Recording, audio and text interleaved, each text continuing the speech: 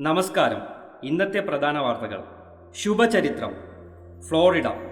ഇന്ത്യയുടെ ബഹിരാകാശ ചരിത്രത്തിൽ പുതിയൊരു പേര് നക്ഷത്രശോഭയോടെ എഴുതി ചേർക്കപ്പെട്ടിരിക്കുന്നു. ശുഭാംശു ശുക്ല. 41 വർഷത്തിനു ശേഷം ബഹിരാകാശത്തെത്തുന്ന ഇന്ത്യക്കാരൻ. വ്യാഴാഴ്ച വൈകിട്ടോടെ അന്താരാഷ്ട്ര ബഹിരാകാശ നിലയത്തിലെത്തുന്ന ആദ്യ ഇന്ത്യക്കാരനാകും അദ്ദേഹം.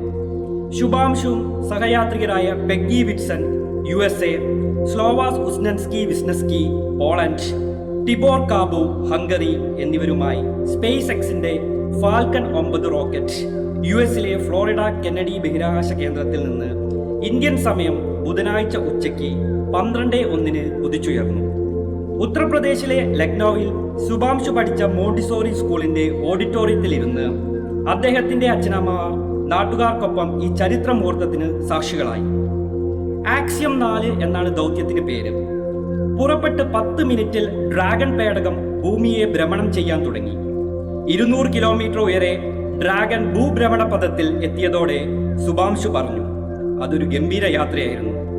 28 മണിക്കൂർ നീളുന്ന സഞ്ചാരത്തിനൊടുവിൽ വ്യാഴാഴ്ച വൈകിട്ട് 4:30 ഡ്രാഗൺ അന്താരാഷ്ട്ര ബഹിരാകാശ നിലയവുമായി ഘടിപ്പിക്കും. ഡോക്കിംഗ് എന്നാണ് ഈ പ്രക്രിയയ്ക്ക് പേര്.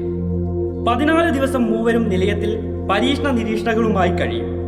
60 പരീക്ഷണങ്ങളാണ് പട്ടികയിലുള്ളത്. സ്വദേശത്തിന്റെ പാരമ്പര്യം പേറുന്ന ഭക്ഷ്യവസ്തുക്കളും ഓരോരുത്തരും കൊണ്ടുപോയിട്ടുണ്ട്. NASA, ISRO, European Space Agency, സ്വകാര്യ കമ്പനികളായ സ്പേസ് എക്സ്, ആക്സിയം സ്പേസ് എന്നിവയുടെ സഹകരണത്തോടെ ആക്സിയം 4ന്റെ ദൗത്യം. കൂടുതൽ വാർത്തകളും വിശേഷങ്ങളുമായി മറ്റൊരു എപ്പിസോഡിൽ കാണാമെന്ന പ്രതീക്ഷയോടെ നിങ്ങളുടെ സ്വന്തം അപ്പു വേണുഗോപാൽ.